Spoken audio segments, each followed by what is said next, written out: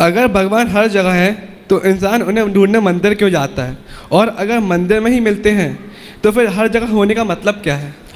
ऐसा है, आपने क्या कहा, हर जगह ईश्वर है, और आपने कहा फिर मंदिर क्यों जाते? राधे राधे, जय श्रीमन नारायण। दोस्तों स्वागत है आप सभी का हमारे चैनल की एक नई और खूबसूरत वीडियो में। दोस्तों आज महाराज जी की प्रश्नोत्तरी में एक युवक ने महाराज जी से पूछा कि महाराज जी अगर भगवान हर जगह है तो इंसान भगवान को मंदिर में जाकर क्यों ढूंढता है। तो दोस्तों इस सवाल का महाराज जी क्या जवाब देते हैं आप सभी को इस वीडियो में मिलेगा। वीडियो के अंत तक जरूर बने रहें। इस वीडियो को ज़्यादा से ज़्यादा भक्तों तक शेयर कीजिएगा ताकि वह भी महाराज जी की प्रश्नोत्तरी से जुड़ सके और इस प्रश्नोत्तरी का आनंद ले सकें। तो क्या दोस्तों आपको इस सवाल का जवाब आता है तो हमें कमेंट बॉक्स में ज़रूर बताइएगा।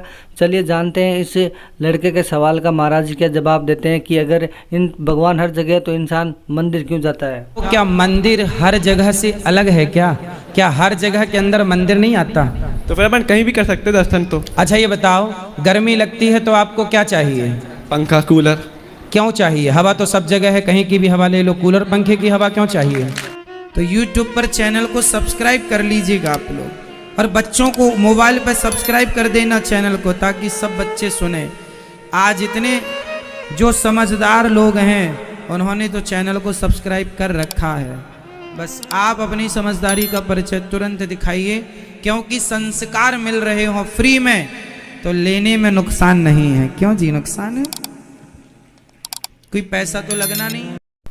तो दोस्तों इस लड़के का बहुत ही गजब का सवाल रहता है कि महाराज जी कण कण में भगवान है तो इंसान मंदिर में जाकर क्या ढूंढता है। तो दोस्तों फिर महाराज जी इस लड़के को बड़े ही प्यार से और एक उदाहरण के साथ समझाते हैं कि अगर आपको गर्मी लगती है तो आप क्या करते हैं। तो ये लड़का कहता है कि कूलर पंखा या एसी के नीचे चले जाते हैं जिससे हमें हवा मिल जाती है। तो महाराज जी कहते हैं हवा तो हर जगह होती है, उन्हीं के पास तुम्हें क्यों जाना है। तो दोस्तों महाराज जी उसी तरह से समझाते हैं कि जिस तरह तुम कूलर पंखा एसी के पास जाते हो वैसे ही तुम मंदिर में भी भगवान के लिए जाते हो। और महाराज जी इस लड़के को क्या समझाते हैं जानते हैं वीडियो में, और वीडियो शुरू करते हैं। अच्छा एक बात बताओ, बोलो ABCD। ABCD। का खा गा घा। का खा गा घा। अब ये बताओ, ये अक्षर साकार हैं कि निराकार हैं? साकार। माइक पास में लो। साकार। अक्षर का रूप है या नहीं, रंग है कि नहीं? रूप है। तो दोस्तों आप तो जानते हैं कि जैसे ही प्रश्नोत्तरी शुरू होती है तो महाराज जी एक बात ज़रूर कहते हैं कि धर्म और आध्यात्मिक जगत से जुड़ा प्रश्न करें जिससे आपका और हमारा ज्ञान बढ़ेगा। वैसे इस लड़के ने महाराज जी से इतना प्यारा प्रश्न किया है। इस प्रश्न का महाराज जी धीरे धीरे एक एक चीज़ इसे स्टेप बाय स्टेप समझा रहे हैं। आप सभी को भी ज़रूर समझ में आएगी, वीडियो के अंत तक ज़रूर बने रहें। महाराज जी से एक एक चीज़ बड़े बारीकी से समझाएंगे ताकि इसको ये पता लग सके कि भगवान कण कण में भी है और मंदिर में भी है। मंदिर में क्यों जाते हैं इसका रहस्य भी महाराज जी जल्द खोलेंगे, वीडियो के अंत तक जरूर बने रहें। तो दोस्तों इस लड़के को महाराज जी एक एक सीढ़ी से समझा रहे हैं इस लड़के को। का खा गा घा। अब हमने काखा गाघा तो बोला, अब काखा गाघा देखो यहाँ कहाँ है काखा गाघा? अक्षर ना होता लिखित में तो क्या उसे पढ़ा जा सकता था? नहीं। फिर कठिनाई होती कि नहीं? तो वह निराकार अक्षर को समझने के लिए साकार बनाया गया। ऐसे ही उस निराकार परमात्मा को समझने के लिए उसका एक आकार, एक मूर्ति बनाई गई। तो दोस्तों इस लड़के के सवाल का लगभग महाराज जी ने जवाब दे दिया है, और भी महाराज जी इस लड़के को विस्तार से समझाएंगे। आप सभी वीडियो के अंत तक ज़रूर बने रहें।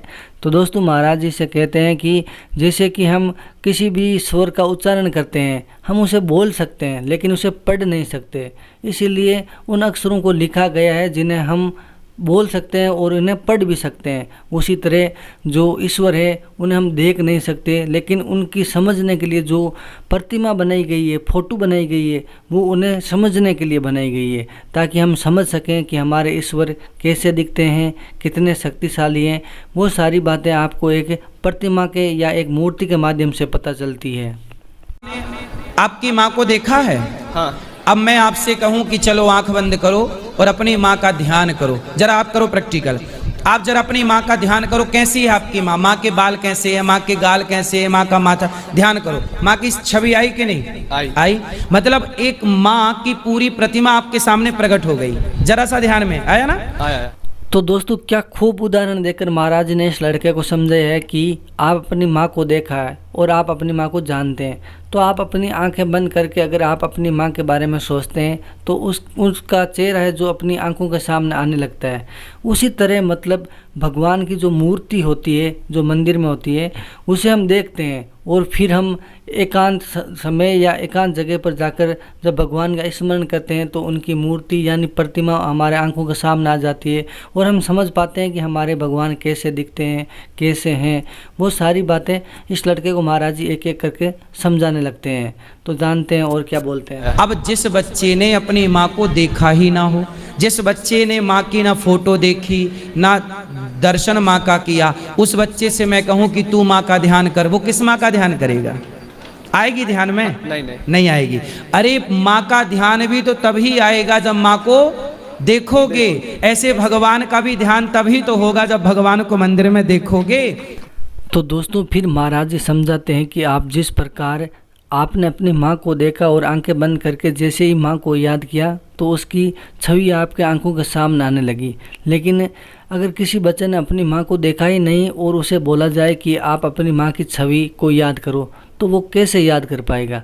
उसी तरह हमारे भगवान की मूर्तियाँ बनाई गई है जिनके कारण आज हम एकांत समय में या अकेले बैठे रहते हैं, भगवान का नाम लेते हैं और उनका नाम स्मरण करते हैं तो उनकी छवि हमारे आंखों के सामने आने लगती है और फिर हम उन्हें पहचान लेते हैं कि हमारे भगवान कैसे दिखते हैं, कैसे हैं। तो महाराज जी से एक एक करके बातें समझाने लगते हैं। जैसे पानी निराकार है पर बर्फ तो साकार है, मतलब आकार है उसका। उसी तरह पानी और बर्फ दोनों एक चीज है पर दोनों का रूप अलग अलग। उसी तरह भगवान पानी की तरह निराकार तो है पर जरूरत पड़ने पर वह निराकार भगवान साकार बनकर राम कृष्ण नरसिंह बनकर प्रकट हो जाते हैं। फिर उन्हीं के मंदिर बनाकर उनकी पूजा करते हैं।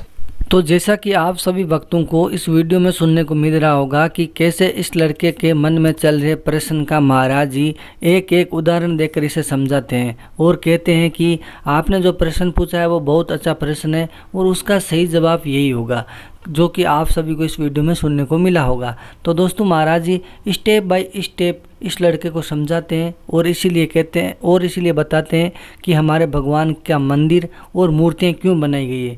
क्योंकि दोस्तों हमारे भगवान की प्रतिमा या मूर्ति इसलिए बनाई गई है ताकि जब भी हम उन्हें याद करें तो उनकी आसानी हो सके, मतलब हम एक सीढ़ी की तरह उन्हें इस्तेमाल कर सकें। जैसे कहने से मक्खन ना मिलेगा उसे प्रॉपर मंथन करना पड़ेगा, ऐसे बिना मंथन किए मक्खन नहीं मिलता, ऐसे बिना भक्ति किए बिना प्रेम किए भगवान नहीं मिलते बेटा।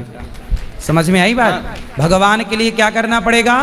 भक्ति करनी पड़ेगी, भक्ति, पूजा करना पड़ेगा। हाँ, प्रेम करना होगा। समझ में आई बात?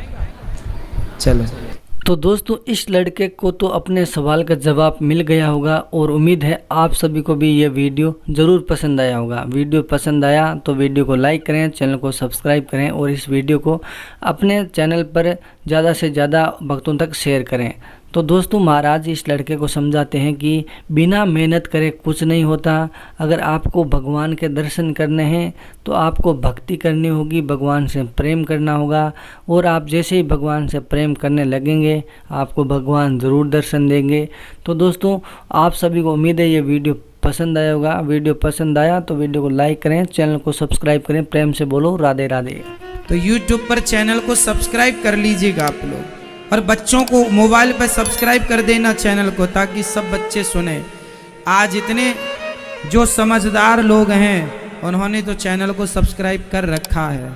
बस आप अपनी समझदारी का परिचय तुरंत दिखाइए, क्योंकि संस्कार मिल रहे हो फ्री में तो लेने में नुकसान नहीं है। क्यों जी नुकसान है? कोई पैसा तो लगना नहीं है।